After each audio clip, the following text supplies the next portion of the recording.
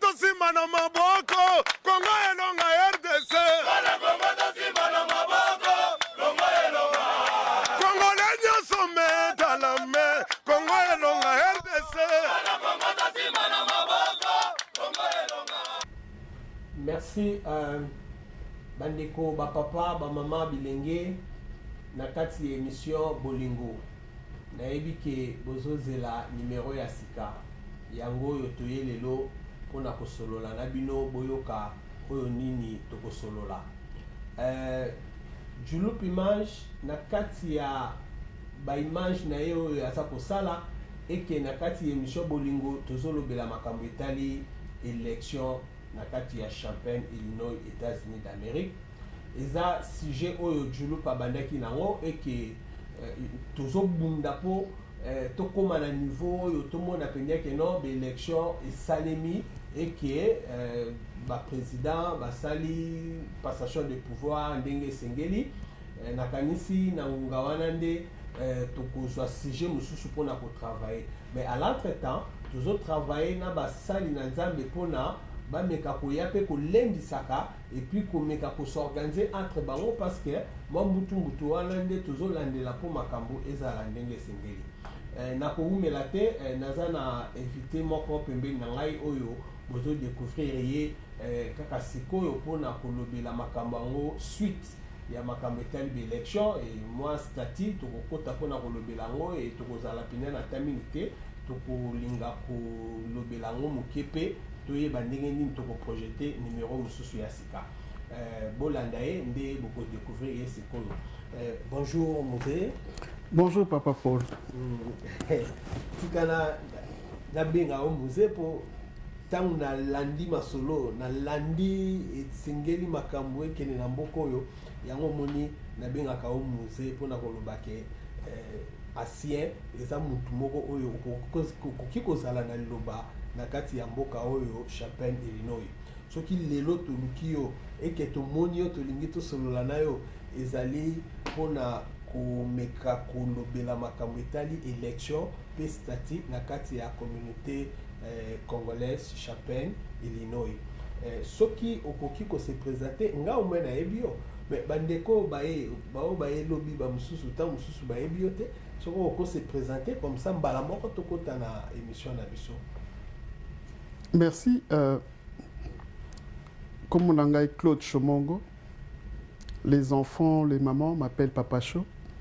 Naza marié, père de 2 enfants, un garçon et une fille. Et j'ai une fille à charge. Naza marié na maman Emen Talasi, présidente de Femmes en Action. Voilà. Ah, ok.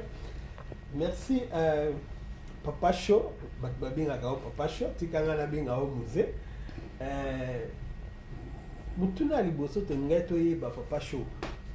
Communauté congolaise, eza na commission, eza na comité congolaise o eza na kata Champaign. Oyo to yambaki président awa et puis tozo yambaki pe pasteur moko awa aza na kati ya commission électorale o bazo préparer. Est-ce que pona yo comité congolaise ou ils ont na Champaign ezotambola malamu to ezotambola malamu te na ndenge oza mukolo eke misu na eza komona okoki koloba nini mpona makambo etali comité congolaise na kati ya Champaign? Bon, nga personnellement na koloba pona comité te na so na koki koloba na koloba pona communauté congolaise pona nga ezotambola malamu te eza inexistence.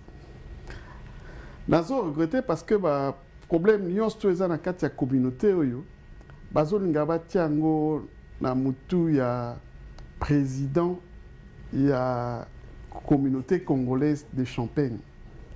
Alors pour nga na mona ngo eza injuste parce que eza problème moko ezali général eza problème bako tiango na mutu moko te.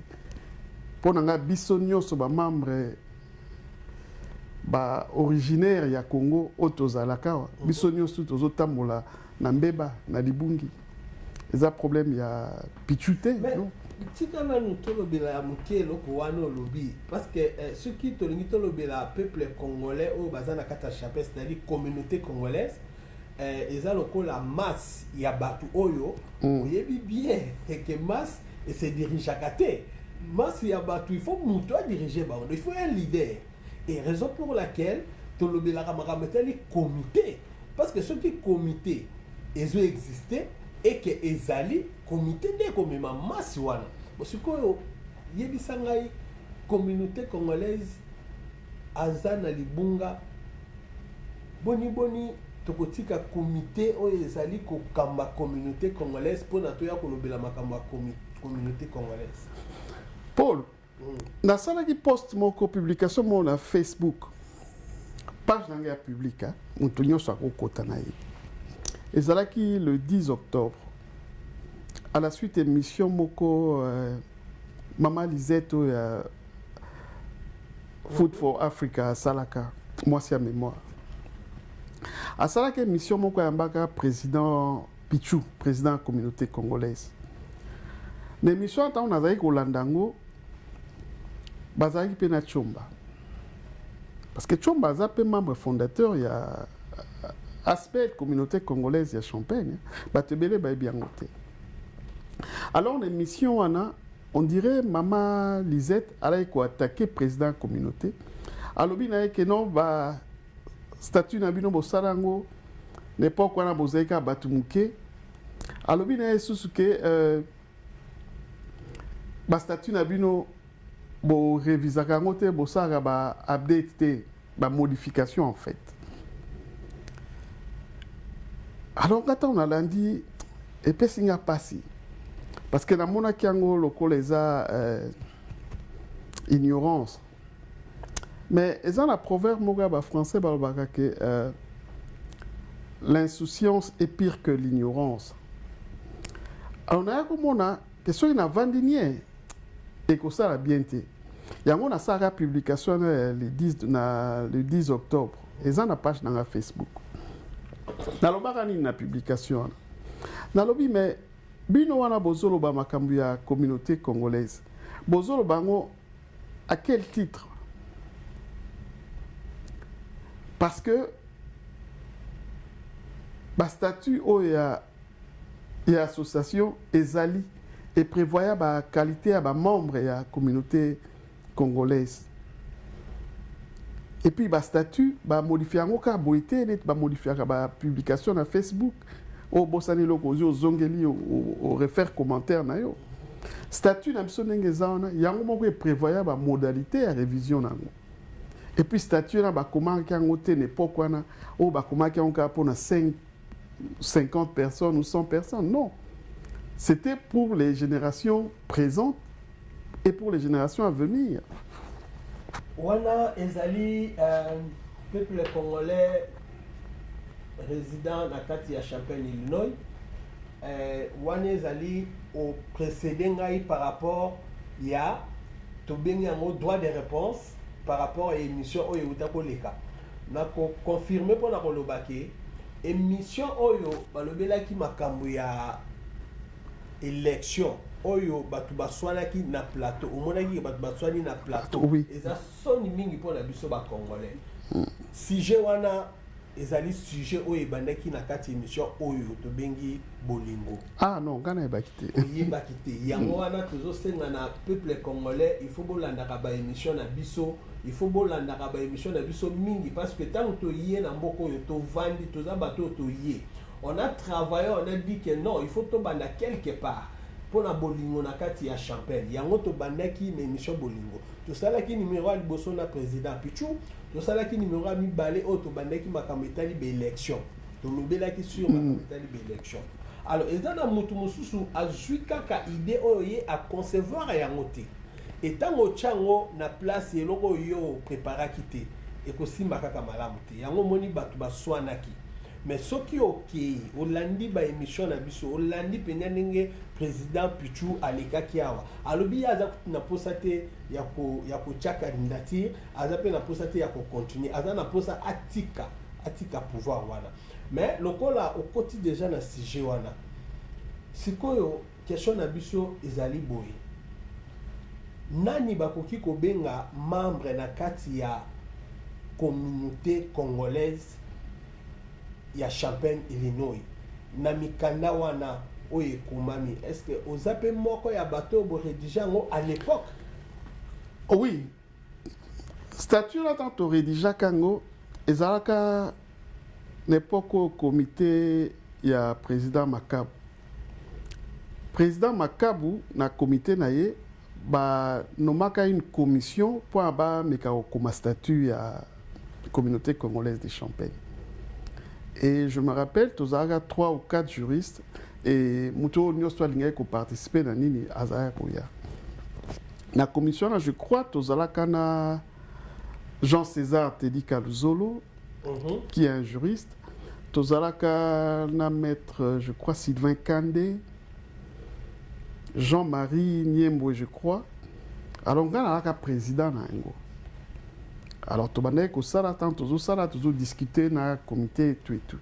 Mais dans le statut, on a adopté et prévoit que la qualité est membre de la communauté congolaise.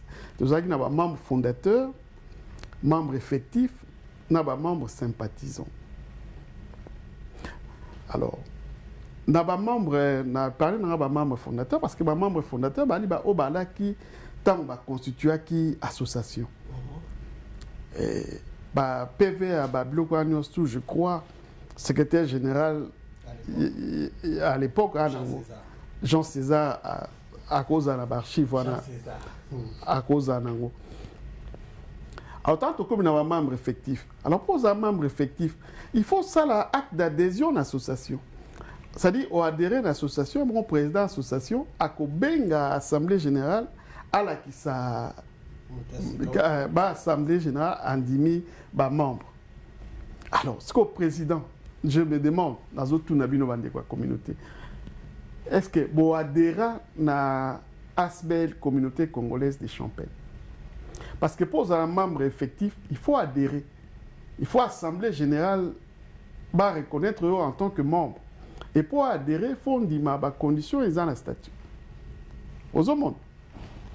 Alors, au jour d'aujourd'hui, Congolais Nini, Aebi adhéré à l'association, PASA qui a une obligation statutaire en tant que membre effectif. Il y a ASBEL, communauté congolaise. Des places, le problème est allé. Le problème, on a musée, Papa Show. Qu'est-ce qui se passe au juste? Parce que les loyaux, les Congolais, au bazar na kati ya Champagne, ceux qui bolobi que ça a dératé. Est-ce que ça a un endroit où il faut que ça adhère pour nous la membre? Bon, ceux qui bolobi que bango bazate. Est-ce que ça a une réunion topé ba assemblée générale ndenge statut et ça ko senga que non il faut ba sanganaka. Alors ceux qui yango ezate président lobi a sali 8 ans. Bon, 8 ans wana oye asali. C'est ça oyo statut eza ko prévoir yango. Alors, ce qui peut toquer moi musika. Ndenge ba congolais ba lobi ba so mona sous clarté comme si eloko yango ekomi ya moi groupe mobo ya batu oyo ba ko créer ka ba entreprise topé ba ko zwaka ba don na kombo ya ba congolais nyoso eke ba komo salela ngo mumbongo. Est-ce que eza bongo? Eza ndenge nini eloko yango parce que ba congolais balingi bazala ensemble pour tout sangana. Donc to ko susu ko sangana te ke to zala na ba ba na posa ekotika la ba ba kotaka à l'époque wana e ba tout pe ba kotaka baza pe combien? Non, yango elonga benga ignorance yango wana. Alors tant on a répondu qui na article on a émission na publié ka on a tuna bato quelle qualité bino bozo kota makambo ya ASBEL oyo. Na publié un article mususu statut ya communauté congolaise en français. Version anglaise oeza na ba kati ya autorité awa. Ce batuni président akola kisabangwango. Ezali. Bandeko so ba koti botangi statut ya boye ba elo woni esengel na bino bosala. Yango longa na benga ignorance. Et puis ignorance on a même balobake soki kozanga koyeba eza liwa ndambo yali pour la bandeko ba éviter elo ni komami na statut acte d'adhésion beaucoup tinda bo senga bo adhérer par président ata au commune lettre te mola c'est moi qui parle au commune par président bo tieba komo biso ba o ba biso ba o soki beaucoup mi ata 30 ou 40 ou 50 président a obligé à assemblée à convoquer une réunion d'ensemble pour nous présenter les membres de l'association. Et les lots, il y a 8 ans. Mais maintenant, les membres sont effectifs. Mais statut est comment que pour nous participer à l'élection ou bien pour la décision, il faut en règle la cotisation. Congolais nini, ou un membre de l'association appelle sa cotisation mensuelle comme un règlement d'ordre intérieur. Alors, les gens qui ont pichu bien critiquer le président communautaire, à réunion, à banane. Parce que je me rappelle, dans l'Assemblée constitutive, Tozala qui sont 26 fondateurs. Togoya, la réunion sur la Bengi, en tant que fondateur. Mais en tant que membre effectif, Togoya aussi, j'étais parce que tu cotises.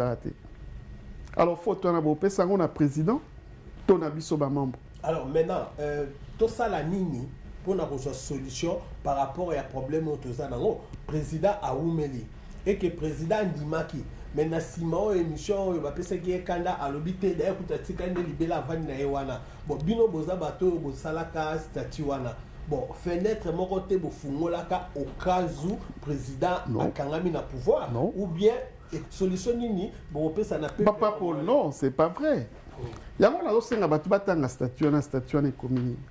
Statut est commis que comité de gestion ou comité directeur, parce que dans le statut est clair, on peut appeler les deux indistinctement. On peut appeler comité de gestion ou comité directeur, mais ça revient au même concept.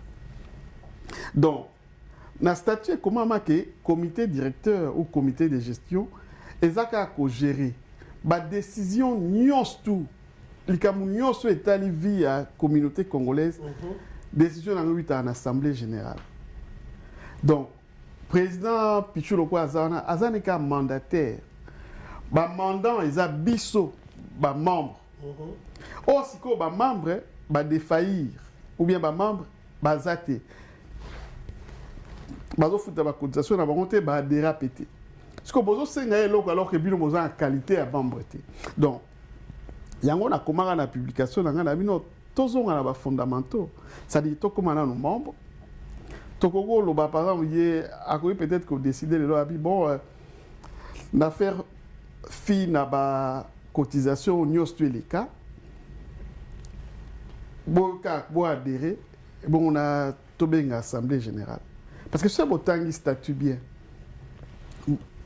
ce président bengi assemblée générale mais doyen conseil des sages pas beaucoup ben assemblée générale mais tu y a voté banani mais on a zone ignorance ignorance on se voit na mboka là-bas il y a même les noms des gens tout ça na statut est raté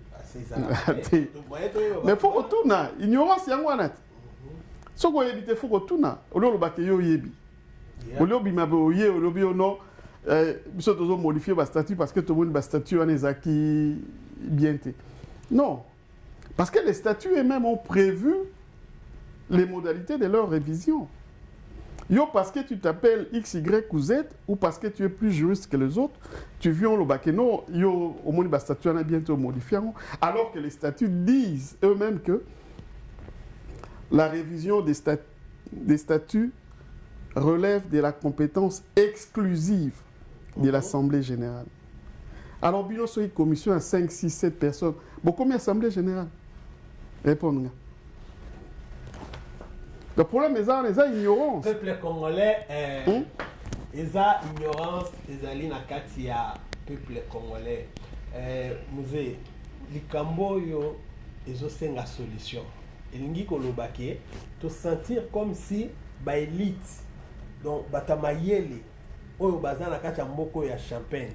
Entre parenthèses, na niveau ya mboka na biso lelo makambo ezokoka kotambola bien te parce que batamayele wana baza ko appliquer mayele o nzamba pesa bango na ndenge na bango et que petit peuple azo souffrir lelo wana kacha champagne bino batamayele ba élite ya mboka oyo soki bokosa la guerre na maloba to pe oya lobby oya zongisi bosiko petit peuple oya zali peuple congolais basé belé na kata champagne bako se retrouver ndenge nini bon question na biso ezali boye par rapport ya commission électorale oyo balobi ki bazo préparer ba élection na kati ya Champagne Illinois. Balobi mikisa na bango ewuti epai ya président Pichu et que batala ceux qui va quoi améliorer va kobongisa to pe balobi marametali statut bazongiseli président a bengi assemblée générale va voter yango et que ba ko amender yango nde ba pratique ba biloko wana. Bon, na yebité Paul, olobi makambo ebele zana répondre na kena oya suka. Wana pesa swelo ngana benga pe sous ignorance. Na statut ekomama président a koko délégué membre nyonso passe à une mission précise. Ozo comprendre. Mais membre wana oye président zo délégué, faut un membre d'association. OK? OK. Si comme membre oye a délégué wana passe à une étude sur une question quelconque. Aza membre d'association, point d'interrogation. Si nous mettons qu'Aza membre d'association, ça veut dire, Azué en tant qu'expert, a une étude sur faisabilité, par exemple, il y a tel ou tel problème. Si vous avez une lokwana, ce que vous avez expertise dans vous n'avez pas mutwana ou appelle ça qui mission, il y a des mutawota la soga au sein la monta au sein la montée. Mais vous avez pas appelé ça mission et l'activité que vous avez pouvoir les colonner. Yoko qui jamais Kobeng, c'est parce que toi tu émanes de lui. Après sur une mission précise, aux appels membres de la communauté parce qu'on a dératé. Aux hommes. Donc il faut zonger pas naé pour le banon. Pour l'élection examen, statut est clair. C'est l'assemblée générale qui élit et décharge les membres du comité directeur. C'est l'assemblée générale. Alors pour tout ça, on bien tout ça, nazolo balabino peuple. To adhérer na kosenga na pichoise à large akoti ata habito faire fi na ba cotisation au eleka mais batu ba adhérer ce ko yebi aussi par exemple nombre il y a 30 personnes ou 50 au ba adhérer na association au bengi réunion batu anta bakoya na batu baza déjà neti biso ba fondateur to ali tondimi bango en tant que membre. Comme ça, tu dis par exemple que non, tu as 50 membres. Comme ça, après ça, tu as une réunion pour organiser peut-être une élection ou quoi que ce soit. En ce moment, à partir, il y a un nombre, tu as quorum pour élire le président. Pour l'Assemblée, pour avoir une décision. Ceux qui l'Assemblée, par exemple, modifier le statut. Les statuts disent qu'il faut 2/3 des membres. Mais ce que le nombre de membres en Obino Boyébité, beaucoup ça la statut autant que Komakango, je me rappelle. Jean-Pierre Ekouké, oui, papa JP. J'ai pas avec insister. Alors, il y a un statut à la Constitution des États-Unis. Komango, il y a 200 ans, plus de 200 ans. Mais ça, quand on a un amendement sur 29. Il y a un moment, un statut, tout ça là bien. Quand je suivis mon frère. Maître César Nyampara. Alors oui, c'est un très bon texte. Mais tout texte est perfectible. Ah oui, mais pas ni kosa la jeu des mots bon. Yo moko papa pour le tunakié au lobby. Jean César. Yo za pasteur église presbytérienne. Par l'église presbytérienne et célèbre ka same sex mariage. Yo siko ko célébrer same sex marriage. Azong c'est la kioni. Alors l'église n'a pas un texte. N'a pas texte n'a pas comment que bako célébrer en monté. Donc bazo que n'a pas texte. Alors on garde la zone c'est lié. Mais communauté congolaise pesa n'a pas texte. Pas ni bo toko landa ba texte la communauté té. Au moins on ça la moi politique. Donc tu dis une chose et tu dis son contraire. Pourquoi n'a évité? Et à ça là quand on a point où il y a ba texte. À ça, on se concernant pasteur Daniel Matondo. Daniel Matondo, aloba qu'il kamo babi ba ndoki baza quelque chose dans le genre. Mais la parole de Dieu dit quoi? Bango a pasteur bayebi. Quand il n'y a pas de révélation, le peuple de Dieu est sans frein. Aux hommes, makambo pasteur aloba qui se bat batambolaka bon tabac. Ouais, ça, mais ça, discernement, ah, na otambola mabena keba. Alors, là, on y est à l'obaki. Alors, si tu as un problème comme ça, la Bible dit, tu appelles un frère, tu appelles ton frère en aparté, au lobélier. Mais il y a ça, il y a ça lié émission. Mais entre-temps, ils ont reproché d'avoir le babandoki, oh, il y a tant de comboté, ouvertement, au lieu qu'il y a quelqu'un qui a En tout cas, voilà un peu incohérence sur le discours. Peuple congolais, naebi ki bozolanda biso mokili mobimba mingi baoyo bazali na kati ya Champagne nakanisi ya malamu ewumelaka te Julup Image azali wana mpona kolandela masolo ya bino peuple congolais ntango bazoloba boza ignora dernièrement yebisaki bango mais peuple congolais bozolala bolamuka bovandi awa na kati ya Champagne bolamuka mpo bomeka kozwaka basolution ya baproblème eza te kaka problème ebimeli biso e bino botelemi mpona koloba soki n'importe quoi bon ok Papa Show oyo eza émission tobengi yango bolingo eza émission oyo tozoluka kaka bomoko eke tozoluka unité wana tozoloba bomoko mpona ekoka korenye kati na biso tokomokende na suka ya émission na biso ebele nalingaki naloba nalobi te parce que ta na biso eza mokuse mpona nini na makambo eleka soko olandi yango komite mibale to misato bakoyebisa oke no il faut kaka Papa Show soko olandi makambo ebele awa balobaka kaka Papa Show mpona nini kaka Papa Show eke biso lelo na émission bolingo toza na besoin ke bolingo oyo Papa Show akoka kolakisa yango pesa message na peuple congolais il faut basala nini oyo baza na kati ya Champagne mpona bakoka kozwa solution nayoki koutaki kolobango mais wana oadressaki mpona Pichu adresse mpe message mpona peuple congolais basala nini mpo baretrouve liboke na kati ya Champagne Illinois adresse mpe message à bolingo par rapport ya message oyo mpe olandaki batindelaki yo moto wana alobi tobengaka ye mokonzi chef babengaka yo mokonzi chef okoloba na ye nini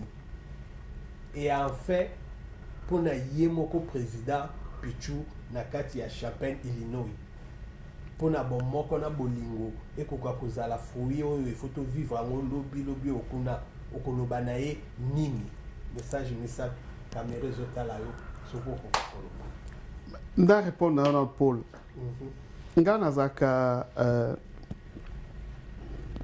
de nature humble na linga koloba mingi te mais nalobaka toujours naza na plus de droit que bandeko nanga misusu ya mboko te toza égaux Mobutu azali koloba il n'y a pas de petits citoyens il n'y a pas de grands citoyens et les droits de l'homme est clair nous sommes nés égaux en droit et en dignité donc ce makambo etali ya communauté congolaise yali makambo etali biso nyonso soki nakopesa lelo mwa bapiste se bandeko baloba ngai nayebi te c'est peut-être bango balingi kotanga batexte ndenge kaka nani alobaki totanga batexte baréponse nyonso eza na texte na biso ya statut reproche oyo ngai nakosala soki na bakomité oyo eleka nyonso ezali ke ils n'ont pas su vendre les statuts de la communauté. Il fallait vulgariser makambo ekomami na kati ya communauté. Soki vulgariser yango, soki vulgarisaki yango ou bien soki originaire ya Congo. Balinga ba eloko nini ekomami na kati ya communauté, na statut ya communauté. De question mais problème ebele oyo ezobima lelo elinga yebima te. Alors toi Pichu mon voisin, comme on dit que peuple na baza kilo bazo kokako ça ba acte ba demande d'adhésion na communauté congolaise pour tout fonctionner na ko senga na yo de façon solennelle ce que ko sala moi parce que na ko zana batozo travailler na bango pe o sa ata bango ezaluka ba leka na banda ku nyoso e pa bande ko namso ba congolais ba ali ba faire adhérer bango la communauté congolaise comme ça et permettre yo obenga assemblée tondima bandeko wana puis totala ndenge nini tokokende liboso parce que pouvoir nyonso tu eza na assemblée de générale yo oza na yo kaka mandataire le mandant c'est l'assemblée générale oyo aza na pouvoir nyonso tu concernant commission na yo wana okreaki je crois que commission na yo wana ezaki bien bandeko bakomprenaki yango te mais ezaka pe ignorance parce que so ezalaki nga na ngai natuna yo wapi acte ya nomination soko otali otuni César Jean César Tedi Kaluzolo na baarchive nasi aza na bakopie nango akolakisa o ndenge banomination nyonso ezalaki kosalama de toute façon erreur oyaka nango humaine mabeka nde kopersévérer dans l'erreur donc kotrouve basolution ndenge oyebi bandeko bazozongisaka epa na ngai nayebi te po aninga ngai alors que toza biso mpe ebele awa eza mpe likambo te ceux qui vont reconnaître nga naza sage je vous dis merci et nakomeka dans la mesure de mes moyens de mes possibilités natia connaissance talent oyo naza nango au profit ya communauté congolaise alors piste na ngai comme nalobaki yango yo président créer moi commission moko ça de porte à porte pour ne adhérer membre au balingi kokota na association parce que adhésion à association ezaka toujours volontaire ezaka obligatoire te eza impair te parti état ou lingo lingate ozana impair non association il faut adhérer comme bandeko bazolo ba ke bayebi te bureau ya comité ezaka wapi mais statut prévoit yango mais la ndaki pe lo mo bozolo ba ke bureau ya nini ezaka kuna mais mutu akoko changer destination emplacement ya bureau ya comité ezaka assemblée générale donc babilo ke bele tozo sala ngo c'est en méconnaissance des statuts donc tozo ngala ba fondamentaux autant ba statut na lobi nini règlement d'ordre intérieur et lobi nini nde yango to kene liboso mais il y a un problème au bimisaki on a bosanaki on va essayer ba guerre ya ba élite nga naza na guerre na mutu te mais naokaki ndeko alobaki ke to enterré H de guerre alobaki ke ye délégué par un groupe de 6-7 personnes nga lingi na ye bato yango banani parce que nalingi te nalia na mongunda na ngai to napesa mbote na mongunda na ngai na vie faut être prudent